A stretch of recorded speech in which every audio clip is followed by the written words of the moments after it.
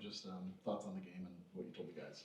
Yeah, we could talk about the game, but I think the thing that overshadows all the game is how much you love the guys on our football team, and I appreciate all the work that those seniors have put in. I wish we could have played a little better at the end, and that's 100% on me. I got to do a better job preparing a good offensive plan and make sure that everything that we do during the off season and during the season kind of culminates in a better fashion. But I thought the guys played hard today. I thought they played passionate. I thought they were resilient, and you could tell that they loved each other. But the game didn't go the way we wanted to go. Probably,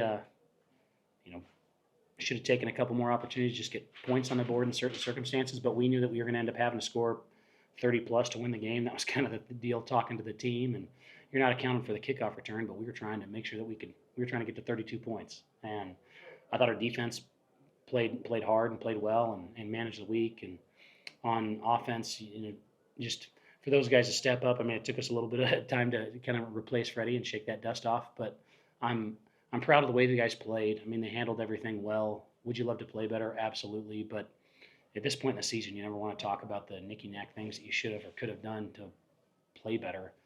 You just want to make sure that the focus is on those guys and how much work that they put in since they've been here.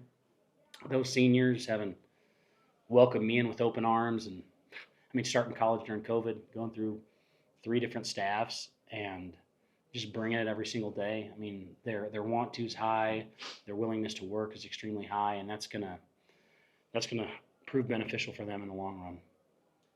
Cody, different type of defense today because of the change with the coordinators and everything. How about your thoughts on the defense overall? I thought they did a great job. I mean, if you look at, it's really frustrating that we had that penalty right after our late first half touchdown, just because we've talked about that stuff before, and I get Mike was trying to pay homage to Freddie, but we can't do that. I mean, the likelihood that another team is going to start in your territory when you have to kick off from the -20 is extremely high. And with a minute left in the game, that's unacceptable, and I obviously have to do a better job coaching situational awareness there. But, if that last-minute touchdown and the kickoff return, I mean, that's a big part of the game. Obviously they run it in there at the end, but it wasn't on the defense. The offense has got to play better. We situationally got to put ourselves in better opportunities at the end of the half, and we have to play smart. And I get you get emotional, but you have to understand that in these games you will get emotional, and you got to make the decision that you're going to make the smart choice rather than. Andrew Marshall had like the 62-yard kickoff return because of the penalty. Yeah, and it would have been a touchback if he didn't. Yeah. Yeah, and then they get the ball to open the second half, and he breaks it, and that gives them cushion. Was there some type of a breakdown? Obviously there was, but can you go a little more into detail on that kickoff return? What happened? I didn't see the tape on that. I mean, obviously we got to do a better job reading our keys. We didn't have enough guys at the point of attack on the field hash, but I can't tell you exactly who or what. Every time on kickoff, there are certain guys that you're supposed to clue into, and they take you to the return. It's something that we practiced, but obviously didn't preach well enough because we didn't get the execution that we wanted in that sense. And to have that happen on back-to-back kickoffs, one was a touchdown, one was a big one. That's on us coaches. We just got to do a better job there. Right. I kind of thought that turned the game a little bit because it gave him some cushion. Yeah, it was huge. And that changes your philosophy as far as what you can do. Yeah, had a lot of momentum there right after that one touchdown, and the penalties, the most egregious mistake, and then the breakdown in coverage on back-to-back kickoff returns. It's unfortunate, and we won't watch the tape tomorrow with the guys. We'll try and keep the focus on what the next steps for this program is. But I'll make sure when we get into the offseason, we're going to go through every single game this year and make sure we talk about the critical points that decided that football game and kind of that middle, the last couple drives of the first half, first couple drives of the second half really made a big difference there. Cody, while they're still setting up, I know literally the season has just ended. You haven't had time. But could you just take a minute, please, to reflect on the year, what you're most proud of, what you think you accomplished this year? You've gone from 3 wins to 5 wins. When you look at this season, what is going to stick out in your mind? To me, it's the development of, I think, the confidence and resilience of the team. We didn't finish the year the way that we wanted to, but I thought last year we kind of hoped that we would have an opportunity to win the game, and this year you proved to guys that if we handle our business, you're going to be in every game. There were some close losses and there were some close wins, and our guys really had a sense that if we went out and did what we were supposed to do, we were going to have a shot to win the football game. And you try and develop that mentality with all of your players so that will serve them long after they're done being a part of your team. That if you handle your business and you do things the right way, that you'll be all right. And it may not win every battle, but you'll win most of them, and you'll come up roses in the long run. I thought the way that we handled adversity, the way we built confidence in the process was the thing I'm most proud of, and we're excited to continue building because what these seniors have done over the last 24 months is put the staff and the team in a pretty good situation, have a solid foundation, and to keep pushing. Cody, can you give us a thumbnail now? What happens in the next few weeks, next few months since the offseason? Yeah, so tomorrow we'll have our end of season kind of goodbye dinner. We'll always plan that for the day after the end of the season just because going into Thanksgiving break, you don't want to say bye to everybody in the locker room and never get to talk to them again. It'll be an opportunity for us to recognize the seniors and all of their hard work. We'll recognize a couple players, and then we'll say goodbye to the seniors, and we'll talk to the young bucks, the future seniors, and the rest of the team that's going to be back in January.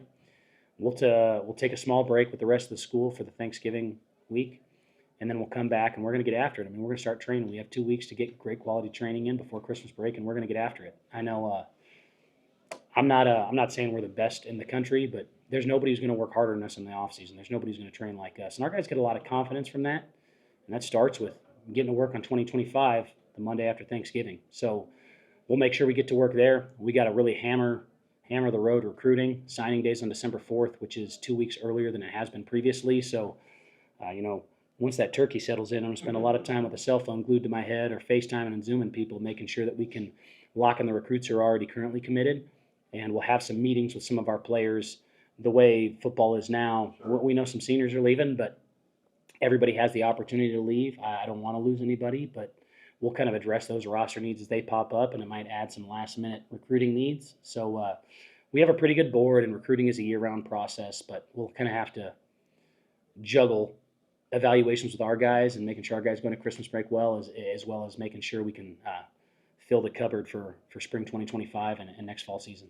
Cody, is there any areas in particular you're looking for recruiting-wise for next year, or have you? Yeah, you're always looking for good players. I mean, if you can find a difference maker at any position, it doesn't matter if you have 50 corners, if you have an opportunity to get an all-conference corner, you want to try and take them. But for us, the biggest area is probably the defensive line, just understanding that we lose so many seniors there that have contributed athletically and culturally to what that room means. And we have a lot of young players in that room with fantastic potential, but we're going to have to invest in their development and also bring some more bodies in just because we're going to get after it in spring ball. We're not going to play flag football. I mean, we're going to hit, we're going to rack, we're going to develop our guys, and we got to make sure there's some depth there so we can go out and compete.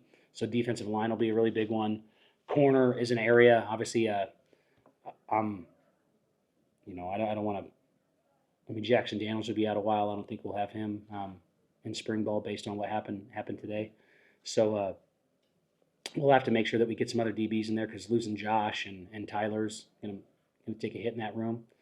And then Christian Fredrickson, we didn't have him tonight, but losing Christian and Jeff and EJ, I mean that's a lot in that room too. So always looking for wideouts. I'm really proud of the development in that room, but I think we have a good roster, and we got to continue to push and develop. And if we want to hang our hat on the development of these players and our nutrition and our strength and development, then we got to rely on that. It's not going to be found.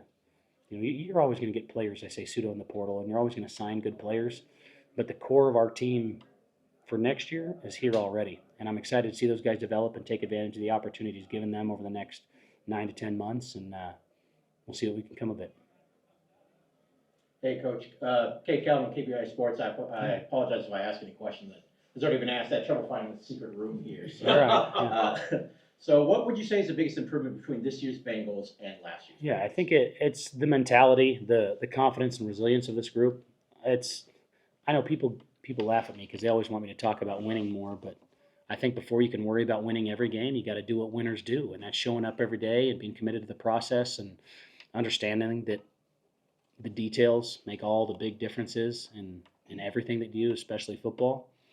And our guys, it was very apparent throughout the year that if we did what we were supposed to do, our guys felt going into the game that man, if they could prepare well, if they could rehab well, if they could practice well, they were going to have a shot to win the football game. And for our guys to go, I'm not, we obviously we didn't play great these last 2 weeks, which is 100% on me. But looking at wins and one-score games, I mean, playing competitive football. I think you want to be competitive before you can worry about winning all the games. But if you look at the last 2 years, we've had more competitive games than any 2-year stretch since the early 2000s. Because even in 2014, they didn't really bookend 14 with great seasons. But for our guys to come out and play competitive football, majority of wise, week in and week out, I think it really sets the bar that these guys feel like they're in it. They're in the fight, and it's totally in their court how great this team can be, how far this program can go, and I think that's really empowering for our guys. So I believe it was in the first half. Was it Michael that caught the touchdown, and then he got an unsportsmanlike conduct penalty? Yeah, he walked me through what the penalty was. I couldn't even see. He wrote "I love you, Freddie" on his shirt. And Christian Fredrickson, one of the greatest competitors and leaders I've ever been around, had a kind of an unforeseen emergency injury this week in the middle of the week. So we lost him for the game, and his Idaho State career ended before he wanted it to, and that's emotional for a lot of the guys. I mean, Freddie leads Bible study. Freddie is the guy at practice. I mean, he hasn't missed a practice since I've been here, and for him to miss a game, it was wild. And those guys were emotional about it, and they wanted to find a way. Some of the guys really wanted to wear number 15, and Mike knew that we had a couple plays for him in the red zone, and I'm not happy he did it. Mike's more mature than that. He's smarter than that, and I love Mike, and Mike's going to continue. I mean, Mike's the president of our Student Athlete Advisory Committee. He's an amazing human. But he loves himself some Freddie, like we all do. I just think we got to learn to handle ourselves a little bit better in those points. And I don't know. I mean, guys are doing the Macarena and doing the Thriller dance and not getting penalties on them like a couple weeks ago. So I don't know where that line is drawn. But he obviously knows that was a little bit too far, and he's smarter than that. And I talked to him about it, but that bit us in the tail in this game, big way. And so I gotta figure out how we can handle that better.